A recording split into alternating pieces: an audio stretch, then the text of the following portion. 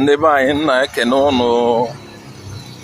ụnụ apụtasịa ụtụtụ ọma ebe ọwụna nọ na efifi ọma abalị ọma mana na Naịjirịa kịta ụtụtụ ọma ka anyị nọ na-eme morning workout wee sị ka mụ na ndị be anyị kpatụrụkwa ụnụ afụgonu dịka ụnụ si wee malụ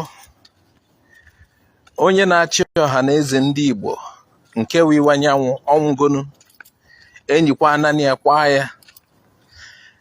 Ohaneze na-achọ onye ọfụ ya chi Ohaneze. Etu o si wee dịkịta wee wụrụ na onye Ikwerre tinyere aka na ndị chọrọ ịchị Ohaneze. Onye a na-ekwu ọkwa onye ama ama ọ bụbugo vice president Ohaneze, Maazị Okwukwu, onye elele na Rivers steeti Ikwerre. Ọ chọrọ ịchị Ohaneze. Ndị be anyị na-asịkwanụ n'ọmaka na ọ ya dị mma ka hapụ onye Ikwerre ka onye Ikwerre chịa Ohaneze. Ọ ya adịkwanụ mma. Anyị nwawu ndị na-asụ bịa organization na-akpọkọta ndị Igbo. Ọtụtụ ndị Igbo nọ na steeti dịgasị iche iche na Naịjirịa na-abụrụ sọ Southeastern. Anyị nwa na-asị na anyị na-akwado onye Ikwerre Maazị Okwukwu nke wugoro vice mbụ na Ohaneze ka ọ bụrụ nya ya wụ Ohaneze chairman. Ụfọdụ ya sị ọ gịnị mere ọ eji onye Ikwerre? Ikwerre wụ n'Igbo, Ikwerre na-asụ Igbo dịka anyị si malụ. Igbo adịghị ọsọsọ na 5 Southeastern steeti a nke a na-akpọ nke dia divide and rule map a. Ọ bụrụ ọsọ na ka Igbo nọ. Igbo nọpụrụ anọpụ. Igbo nọpụrụ anọpụ.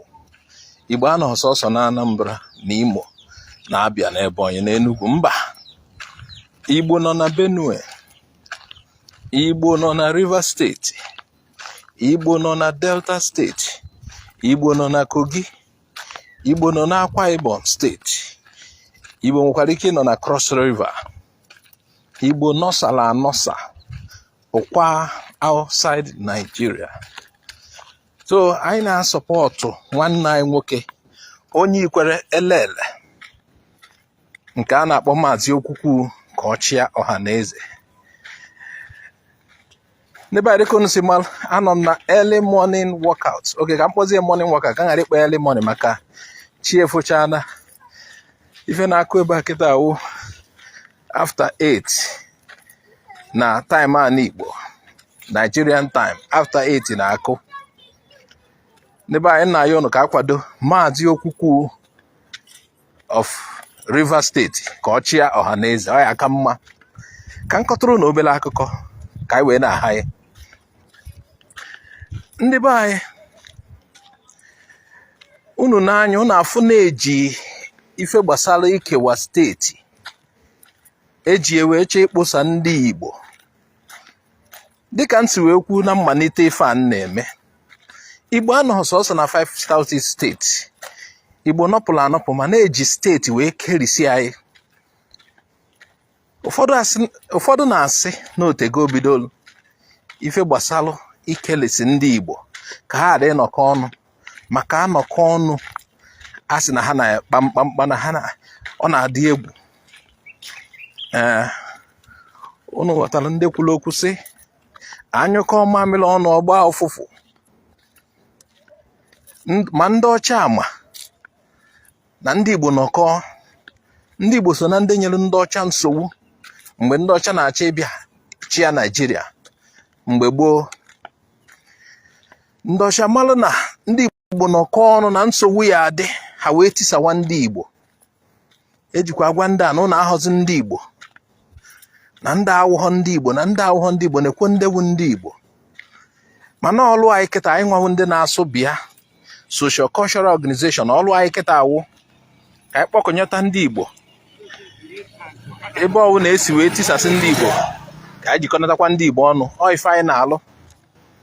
nya ka anyị na-ayọ unu kwadonu Maazị Okwukwu for Ohaneze President General Ohaneze, kwadonie onye Ikwerre ka ọwụ ife a ya emekwa Igbo abịakọta ọnụ, ọ ya ejikọta Igbo ọnụ maka ebe a wugasị ebe a na-enwe problem nke a na-akpọ identity crisis.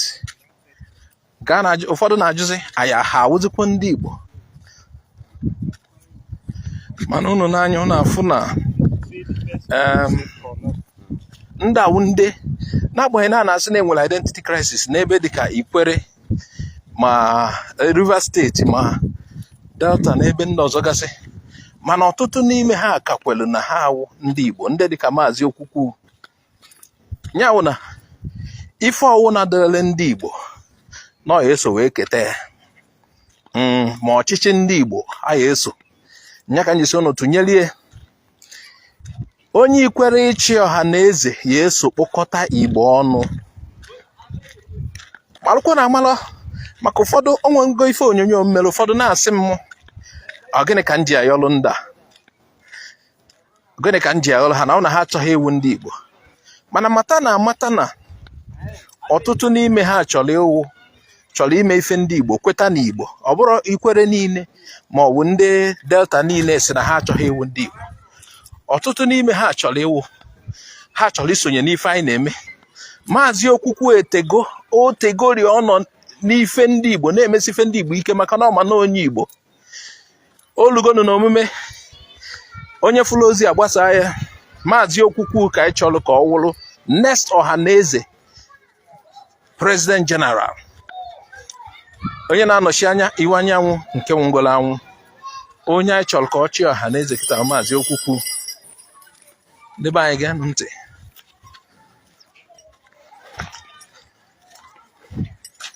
Maazị Okwukwu ka anyị chọrọ ka ọ chịa Ohaneze, onweghị onye ọzọ anyị chọrọ. Ndị be anyị ife nọ na morning workout exercise ka m ji nwayọ na wee sị ka anyị jiri ohere a wee gwakwu ndị be anyị okwu. Ife anyị nwa nọ na ndị na-asụ bịa na-eme ewu ka anyị chịkọta Igbo ọnụ. Anyị wee na-enekwa ya anya fụ na anyị enechi anya fụ na Maazị Okwukwu ịchị Ohaneze ya enyela aka kwado ife anyị na-eme. Onye Ikwerre ka ọwụ, onye elele Rivers State, anyị enego anya fụ na nyanwa na ọchị Ohaneze na ọ ya enyela aka jikọta ndị Igbo. Dịka m si gwa unu, ọwụbugo Vice President Ohaneze kịta ife ọ na-azọzi ewu President, and o tozuru ewu ya kwadonie. Ndị be anyị enwere aka ntị na mma akọbụla unu tupu anụ ọgụ Biafra. A sị na na-enwebu nsogbu na Igbo anọkọta ha ọnụ, a sị na na-enwebu nsogbu, mana ọgụ Biafra bịazi kposaa ife niile, gasasịa garịsịsịa ife niile ka anụchazila ọgụ abịa.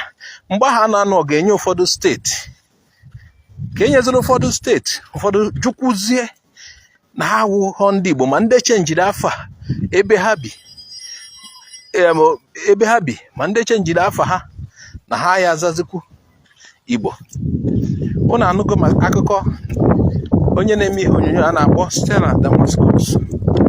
Anụnụ ka ha si mee sọnem ha wụ Ojukwu, mana ka anụchala ọgụ ka e wee fitie into the Nigeria system properly, ha wee banye ọfụma echenjie sọnem ha. So ọ ife ọwụ ndị be anyị kwadonu Maazị Okwukwu Rivers State, maka ife anyị na-alụ ọrụ anyị ewu ka anyị jikọtakwa ndị Igbo ọzọ. Nyanwa na ụlọ ọchịchị nyanwa na ife anyị na-eme na-aga n'anya, kwadosie na ike ife ọ na-agbasara ijikọta ndị be anyị.